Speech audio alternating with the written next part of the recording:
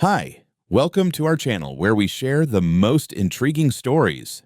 When Garrett Braden rebuilt his old gazebo, he thought he was restoring peace. Instead, he sparked a war. One man, one pond, and a ruthless HOA queen hell-bent on claiming what was never hers. They came for his land. Now he's coming for justice.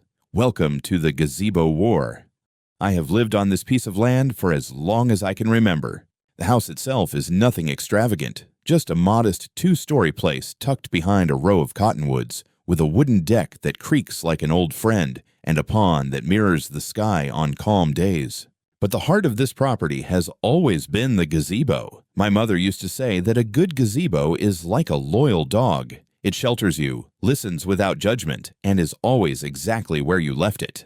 She built the original one with my father when I was a kid, and before she passed, she made me promise that I would keep this place alive. So a few weeks back, I finally decided to renovate it. The roof had sagged a little, the wood was tired and splintered, and the old hand-me-down swing was more rust than metal. I spent several days sanding and replacing boards, measuring angles like the architect I used to be, tightening bolts and fitting a new cedar roof that smelled like fresh mountain air. I added soft, warm lighting along the railing and hung a pair of swings that creaked gently when the breeze rolled across the pond. It was the first time in a while that I felt proud of something tangible, something I had built with my own hands. For about 2 days, the piece held. I would sit out there with coffee in the early mornings, watching mist drift over the water, feeling more grounded than I had in months. But then I started noticing people, strangers, wandering into my yard like it was a public park. At first, it was just a couple walking their dog. They strolled straight past the willow trees and right onto my gazebo deck, chatting and laughing as if they owned the place. The woman actually waved at me, lifting her reusable water bottle like we were all best friends. I approached them calmly, told them they were on private property, and they apologized, though it was the sort of apology people give when they are not actually sorry. The next day, 2 teenagers sat on my gazebo steps eating fast food, leaving greasy wrappers behind. When I stepped outside, one of them grinned at me and said, "Relax, man. Karen said this place is for all residents." I remember blinking at him, trying to make sense of what I had just heard. Karen. Of course, it had to be Karen. Maple Hollow, the brand new community next door, was her empire. I had met her only once at some neighborhood barbecue before the development was even finished. She wore a pastel sweater set and enough perfume to stun an elk. She talked about community standards and shared spaces while shooting disapproving glances at my property,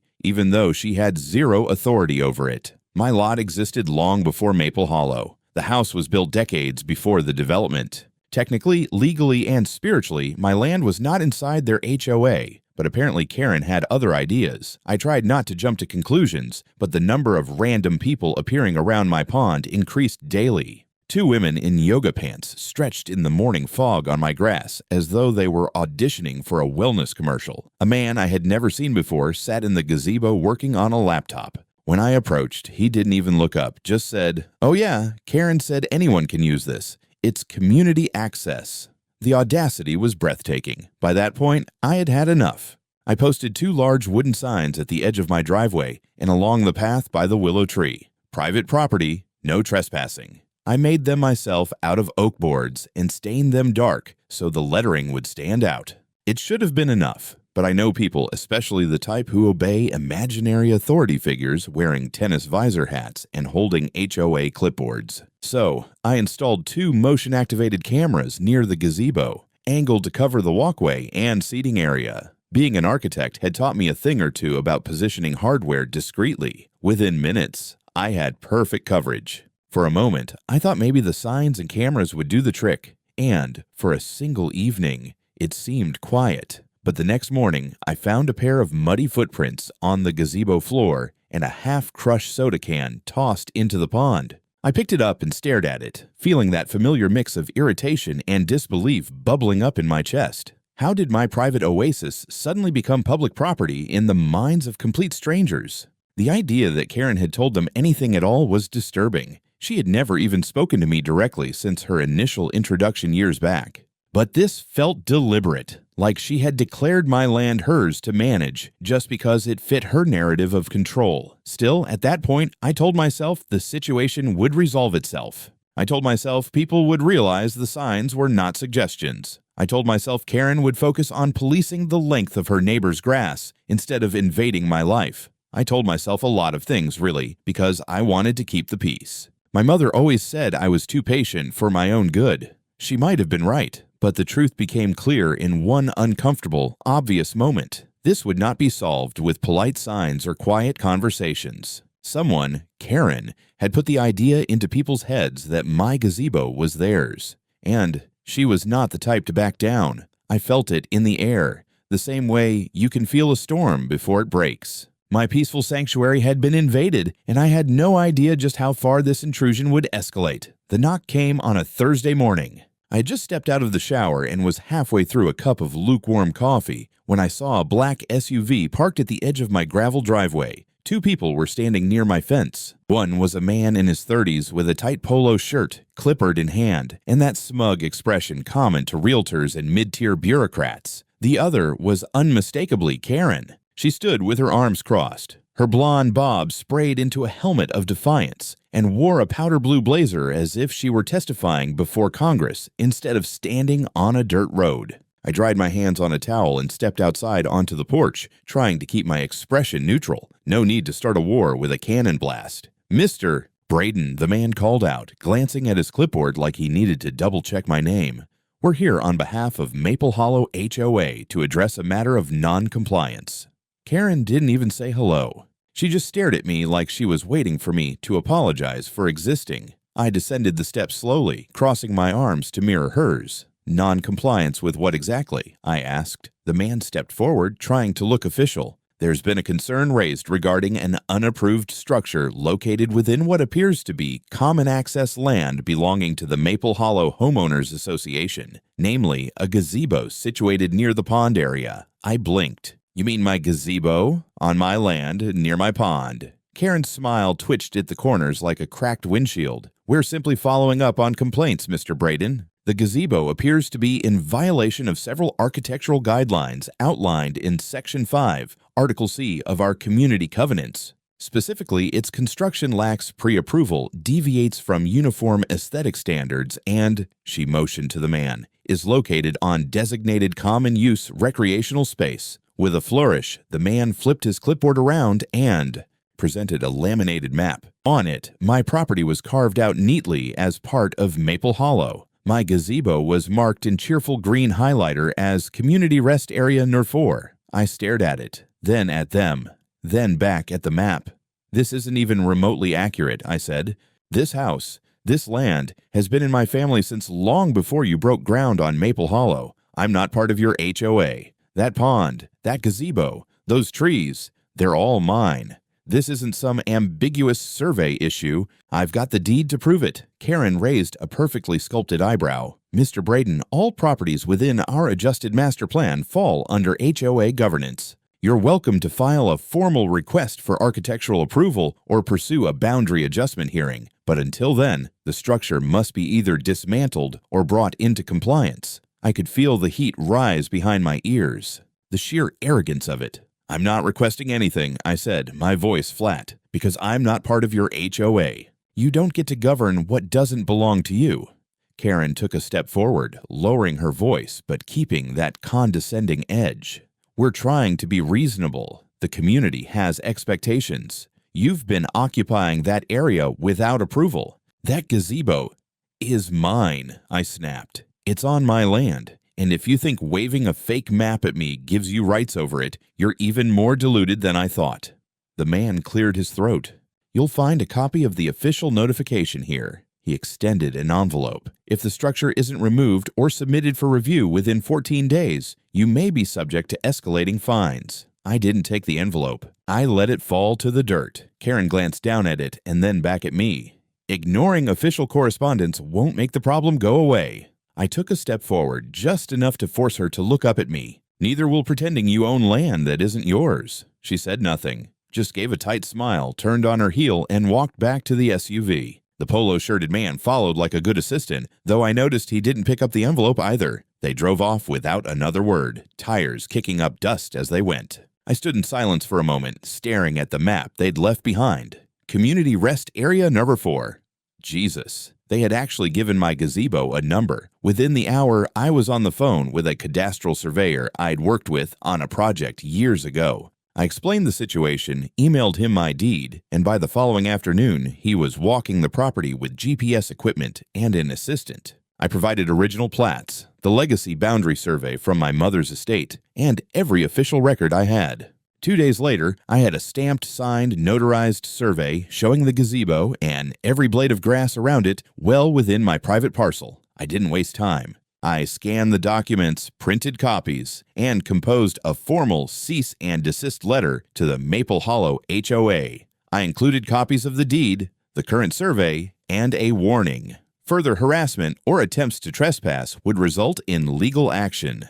That evening, I walked out to the gazebo, nailed another private property no trespassing sign onto the side rail, then bolted a laminated copy of the survey right underneath it. I didn't expect them to back off. I knew better. People like Karen don't lose politely. They escalate. Saturday morning greeted me with a chill in the air and a cup of black coffee warming my palms. I had settled into the gazebo around 8, laptop open, trying to get some writing done for a small design firm out of Portland. Birds were calling in the cottonwoods, and the light bounced softly off the pond's surface like it always did. Peaceful. Until the squad car rolled up my driveway. I spotted it through the trees, creeping forward like it was stalking something dangerous. My first thought was that maybe someone had reported a break-in or that the neighbors were being robbed. But then I saw Karen standing near the edge of my yard, arms crossed, phone in hand. She was flanked by 2 other residents I vaguely recognized from HOA pamphlets I'd gotten in the mail by mistake over the years. All 3 of them were watching me, like they were waiting for something to unfold. The squad car stopped. 2 officers stepped out. One was a woman in her 40s with a calm expression and a notepad in hand. The other was younger, scanning the property like it was an active crime scene. I remained seated on the swing, finishing a sip of coffee as they approached. "Good morning," the older officer said. "Sir, are you the property owner?" "I am," I replied. "Name's Garrett Braden." She nodded, glancing back over her shoulder at the 3 spectators. "We received a call regarding unauthorized occupation of a public space. The caller claimed a structure. This gazebo is situated on HOA land." I actually laughed, short and dry. "You're kidding." "I'm afraid not," she said. "Would you mind stepping out of the gazebo while we sort this out?" "I would, actually," I said, keeping my voice even, "because this is my land. That pond, that bench, this gazebo, it's all within my parcel. I have the documents to prove it." Karen took a step forward. "Officer, he's lying. This structure is clearly within Maple Hollow's recreation easement. He refuses to acknowledge community authority. I've filed 3 complaints, and he's ignored them all." The younger officer raised an eyebrow at that. "Ma'am, please stay back while we speak to Mr. Braden." I pulled my phone from the table beside me, opened the folder labeled HOA nonsense, and handed it over. There's the most recent boundary survey, stamped and notarized. There's also my deed, the title insurance certificate, and the cease and desist letter I sent to the HOA 3 days ago. The officers took a few minutes to look through the files. I stayed put, sipping my coffee, watching Karen pace with her arms folded like a kindergarten teacher who'd lost control of recess. After a brief huddle, the officers returned. "Mr. Braden," the woman said, "your documentation appears in order. I see no basis for the complaint." Karen's voice pitched higher.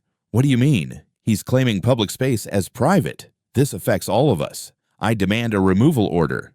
The younger officer turned to her. "Ma'am, based on the documentation we've reviewed, Mr. Braden's gazebo is within his legal property boundaries. It is not, according to these materials, part of any HOA-maintained space." "You can't possibly believe that," she hissed. "His signs are fake. That survey could be doctored." The officer remained calm. "If you believe a crime has occurred, you're welcome to pursue civil remedies through the courts. But making false claims to emergency services is a criminal offense." Karen looked like she'd just swallowed a mouthful of battery acid. "You're threatening me now," she barked. "No, ma'am," the officer replied. "I'm explaining the law." The silence that followed was beautiful. For a second, I thought I could actually hear the pond rippling. Karen made a show of huffing, pulling out her phone again and turning away to document the incident, snapping a few poorly framed photos of me sitting peacefully in my own gazebo, mug in hand like I was hosting a backyard hostage situation. The officers eventually thanked me for my cooperation and left with no further comment. I nodded, thanked them in return, and watched them drive away. Karen didn't leave right away. She remained near the tree line, muttering to the others, probably weighing her next move. I didn't give her the satisfaction of reacting. I just resumed typing on my laptop, half smiling, knowing full well she hadn't expected the police to side with the guy calmly drinking coffee in a swing. But I wasn't finished.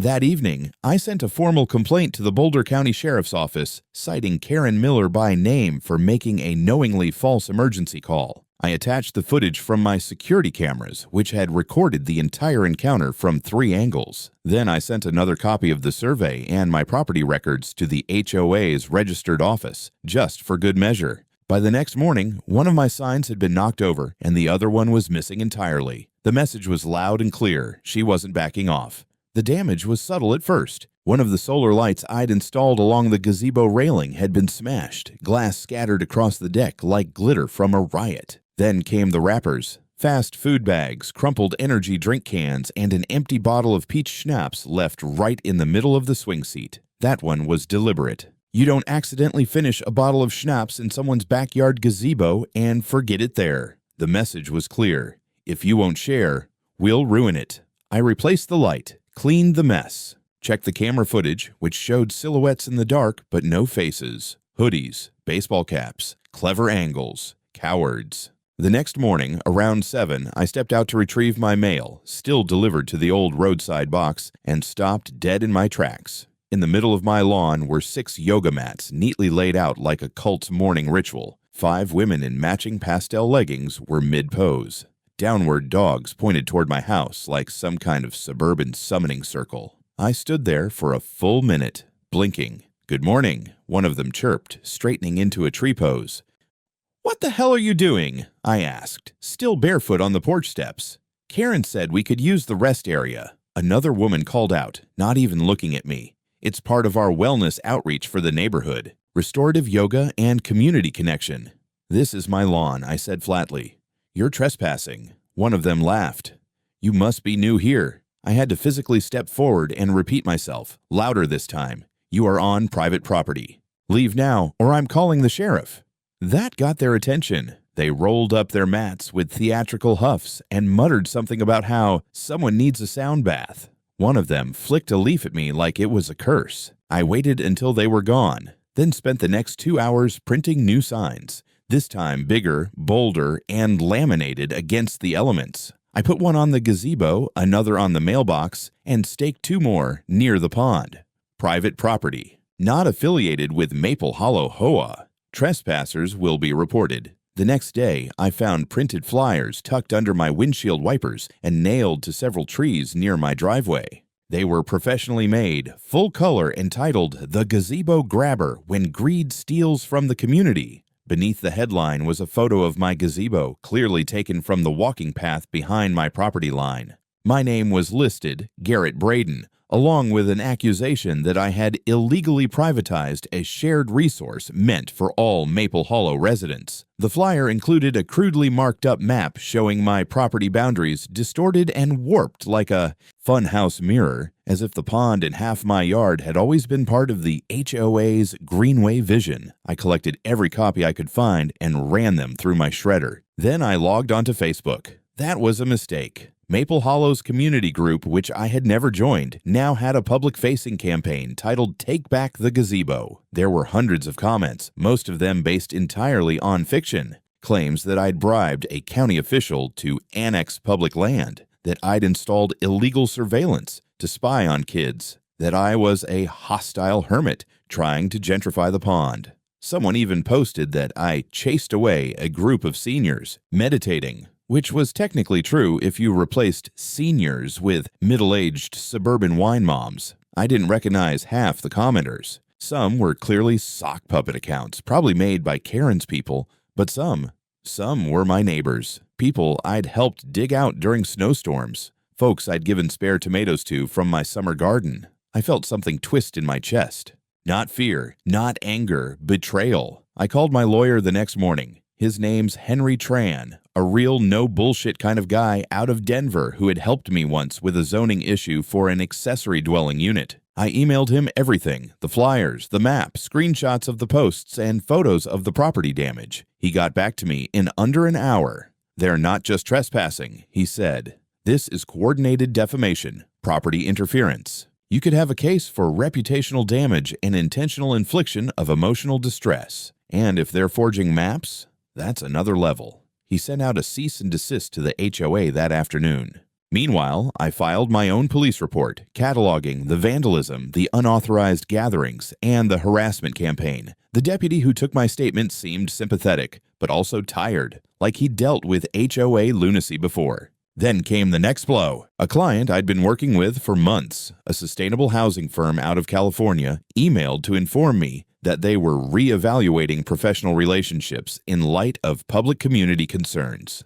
They had seen the Facebook posts. They were severing the contract. $12,000 gone in a single paragraph. I stared at the screen for a long time after that. Not because of the money, though, yeah, it hurt, but because I realized this wasn't a personal dispute anymore. This was war. A slow-motion, passive-aggressive, HOA-flavored smear campaign designed to isolate, humiliate, and financially bleed me out. Karen had moved from trespassing to economic sabotage, and I had no doubt it would only get worse. I didn't sleep the night after the contract fell through. I tried. I even made a pot of chamomile tea, sat in the gazebo despite the broken light, listened to the frogs along the pond bank, and watched the breeze move through the trees like a lullaby. But my mind wouldn't shut off. Karen wasn't just clawing at my property now, she was erasing me, warping the narrative, turning neighbors into accusers. I realized something chilling. If she could rewrite the story of my land, what else could she rewrite? The answer came that Monday morning in a thick envelope slid under my front door. Not mailed, not delivered by courier. Personally dropped off, probably by her smug territory representative, that twerp in the polo shirt who'd acted like he was the CEO of someone else's backyard. Inside were 3 documents. One was an official-looking notice of violation from the Maple Hollow HOA, citing me for unauthorized development on shared grounds. Another was a demand for immediate compliance in the form of a $3,000 assessment fee. The third, a letter threatening legal action if I failed to remove the gazebo within 10 business days. I called Henry again. He let out a low whistle after skimming the scans. "That letterhead's a joke," he said. "It's not from the county. It's not even notarized. They're trying to bluff you into demolishing your own property." "What about the fee?" I asked. "It says they'll pursue collection." "They can't pursue squat unless you're a member of the HOA, which you're not. I checked again this morning. Your parcel is independently deeded. Karen's trying to create precedent through intimidation." We drafted a formal response demanding a retraction of the violation notice and threatening a harassment suit if further fraudulent documents were delivered. But the hits just kept coming.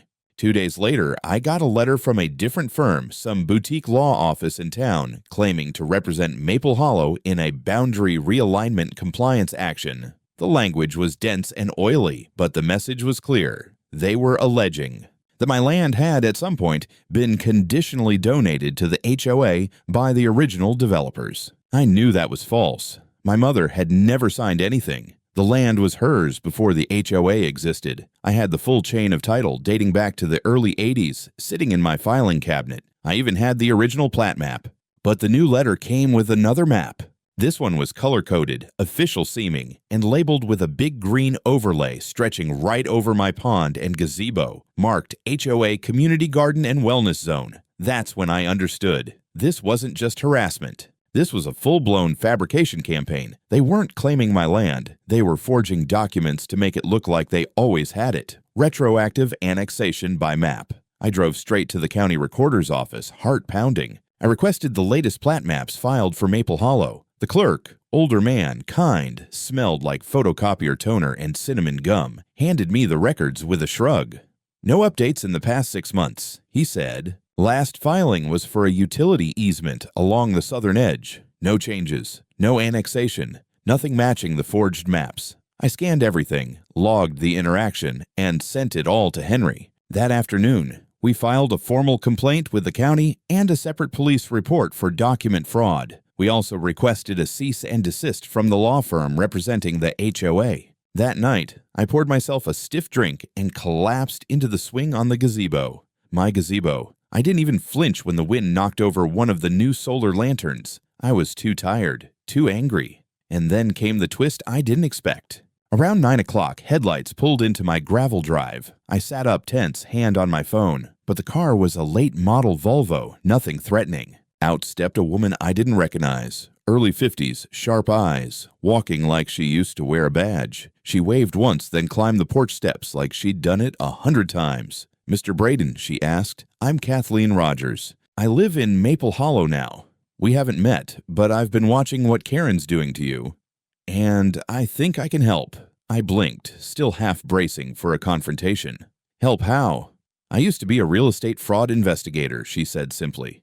"Back in New Mexico. I moved here after my husband passed. I've seen this kind of stunt before. Paper trail manipulation, fake annexation, HOA power grabs. But Karen's made a mistake." I let her in. We sat at the kitchen table. She pulled a folder from her bag, old newsletters, scanned HOA meeting minutes, and a USB stick. She plugged it into her tablet and pulled up a digital archive of the original Maple Hollow development plans. "Back when this place was still dirt and pipe dreams," she said, tapping a section of the screen. "Here's your land, marked as excluded. And here," she opened another document, "is the early proposed annexation plan. Your lot was supposed to be part of the green space, but the deal fell through. Developer went bankrupt. Karen's been pretending that plan did go through." My stomach turned. She's using scrapped drafts as evidence? Worse, she's photoshopping them into modern filings. But the metadata doesn't lie. I stared at her. This woman, who I hadn't known an hour ago, had just handed me the smoking gun. "This could bury her," I said. She nodded. "If you move fast, file in county court, not local. Karen's got too many friends here." We shook hands. The war had just escalated, and I wasn't fighting alone anymore. The next morning, Kathleen came back with coffee and a stack of folders that looked older than both of us. We spread them out across my dining room table like we were plotting a military campaign, which, in some ways, we were. Each document was a piece of the puzzle. Blueprints, meeting records, homeowner memos, even internal HOA newsletters from over a decade ago, the kind that looked like they'd been Xeroxed at a gas station and handed out begrudgingly. "I've already sorted these by year," she said, flipping through one binder. "What we're looking for is a pattern. Karen didn't just pull this stunt with your land out of nowhere. She's done this before, just never with someone who pushed back."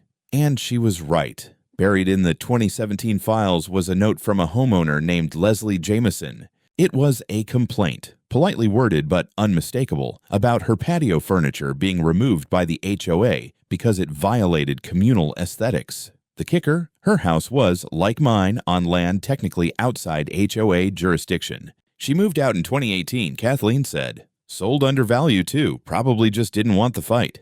"That's how Karen wins," I muttered. "Attrition." Not this time. We printed out everything, highlighted timelines, and cross-referenced signatures. Some of them, I noticed, didn't even match. One director of planning signature from 2019 was completely different from the same name on a 2021 memo. Kathleen leaned over my shoulder and raised an eyebrow. "Want to guess who forged it?" I didn't have to.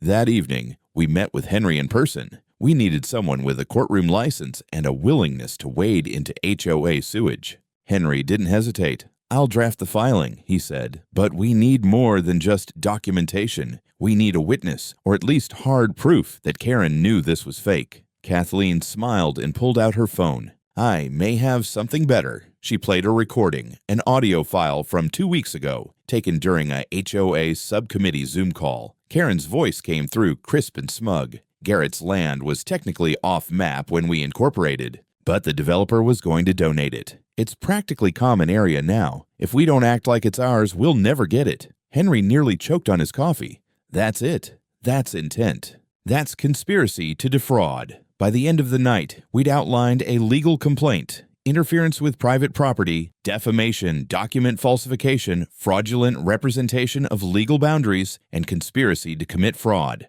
We filed directly with the Boulder County Court the next morning, bypassing the local judge Karen likely played poker with every Thursday night. And just in time, too. Because that Friday, I got another visit from the HOA. This time not from a polo shirt twerp, but a contracted crew of landscapers in neon vests armed with weed whackers, chainsaws, and a printed work order stating they were authorized to begin. Grounds recovery for communal beautification. They walked into my yard like they owned it. I met them at the pond's edge, one hand on my phone, the other pointing at the private property signs. "This is a trespass warning," I said. "I've already filed a civil suit. If you cut one blade of grass here, you'll be named in it." The crew chief, a weary guy with a thick mustache and sun-damaged skin, frowned and pulled out a clipboard. "We're just doing what they hired us to do." I showed him the deed. Then the lawsuit filing. He nodded once. That's all I needed to see. They packed up and left within minutes, but the HOA wasn't finished. That night, someone egged my house. Again. And the next morning, a group of about a dozen neighbors, led by none other than Karen herself, gathered just outside my property line with yoga mats, folding chairs, and hand-painted signs that read, "Reclaim the Gazebo. Community space. Sauer's rights. Community. Peace." And the ever-popular Share Don't Scare. It would have been hilarious if it weren't so disturbing. Karen stood at the edge of my lawn with a smug expression, giving what looked like a TED Talk on the spiritual value of public ponds. I called the sheriff. This time they showed up with a sergeant who didn't care about HOA politics. He walked the property line, looked at my deed, and warned Karen that any further organized gatherings on private land would be considered unlawful assembly. She screeched. She actually screeched. I didn't know that sound could come out of a human being. "He stole that land. It was donated. We have a map." The sergeant looked unimpressed. "You also have a restraining order coming your way if this continues."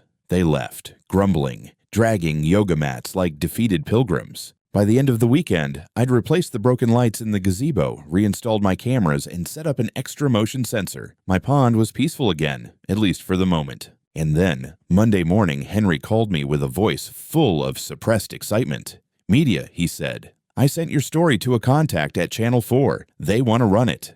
You ready to go public?" I stepped into the gazebo, took a deep breath of Colorado morning air, and smiled. "Oh," I said, "let's give Karen something really worth screaming about." The news report aired on a Wednesday evening. It wasn't sensationalist, just enough to stir the hornet's nest. The segment was titled "Private Pond, Public War," and it opened with a sweeping drone shot of my backyard, sunlight dancing off the water, gazebo standing like a peaceful sentinel in the frame. Then it cut to my face, mid-sentence, trying my best not to look like a man whose week had included being accused of stealing his own land and dodging eggs thrown by suburban activists. I kept it factual: inheritance, legal deed, harassment, falsified maps. Kathleen appeared too, measured and precise, like the prosecutor she used to be. But the true gem came halfway through, audio from that HOA Zoom call. Karen's voice clear as day. "It's practically common area now." The segment ended with Channel 4's anchor stating that the Boulder County Court had officially accepted the civil suit and scheduled a preliminary hearing. By the next morning, it felt like I'd opened Pandora's mailbox. My inbox flooded, emails from people I didn't know. Some angry, but most supportive. Strangers offering to help. Former HOA victims from around the country sharing their stories. Someone even made a meme out of Karen's quote, slapping it on a picture of a medieval castle. It's practically common area now. But support wasn't all that came. At 6 in the morning, I heard hammering. I opened the blinds to see a group of 3 men in contractor outfits installing a wooden signpost right next to my fence, on their side but facing directly into my property. The sign read, "Notice pending HOA reclamation review. This property is under investigation." I walked out barefoot, half awake, and asked who sent them. "Maple Hollow HOA," one said. "Karen Miller, you're installing fake government signs on private land now?" "It's on the HOA side," he replied, tapping the dirt with a boot. "We didn't cross the fence." I called the sheriff again. They made the workers take it down, but said, technically, unless it was on my land, it wasn't trespass. But, the deputy added, they're playing a dangerous game. You've got that lawsuit. Just keep documenting. Oh, I documented everything. Pictures, timestamps, GPS coordinates. I even dug out an old drone I used for architectural photography, updated the firmware, and started flying aerial surveys daily. That's how I caught the next piece of the puzzle. On Friday afternoon, I reviewed the footage and saw something odd. Two men in HOA security shirts standing behind my shed, one pointing at something on a clipboard, the other appearing to take measurements. I didn't hear them, didn't see them. They'd come in from the back, through a trail that wound along a creek, just out of frame from my usual cameras. I called Kathleen, who showed up with a county assessor map and a grin. They tried the back entrance. Classic move. We'll include it in the injunction request. We filed a motion that same day for a temporary restraining order against Karen Miller and all acting agents of the Maple Hollow HOA. The judge granted it within 24 hours. The very next day, we served the papers. It was a scene to behold. A process server walked straight up to Karen's house during one of her infamous garden parties. 10 women in visors and sunglasses drinking white wine around decorative fountains, and handed her the envelope. She opened it, eyes scanning. Then she screamed. Not yelled, screamed like something inside her cracked. "You think you can silence community leadership with paperwork?" she shouted after the retreating server. The guests looked rattled. One quietly slipped away, clutching a half-full glass of rosé like it was a life raft. Later that week, the HOA's lawyer, a gray-faced man named Warren Kipp, finally broke radio silence and filed a counterclaim. They accused me of unlawful appropriation of common land, willful intimidation of residents, and, hilariously, a pattern of passive-aggressive behavior inconsistent with community values. Kathleen burst out laughing when she read it. "No, we should frame that," she said. "Put it in the gazebo." But the paperwork war had escalated. Between the affidavits, subpoena requests, historical land surveys, and deposition planning, our kitchen turned into a war room. Maps layered over each other like geological strata. Kathleen's handwriting scrawled across legal pads. Sticky notes littering every surface like landmines. Then came the turning point.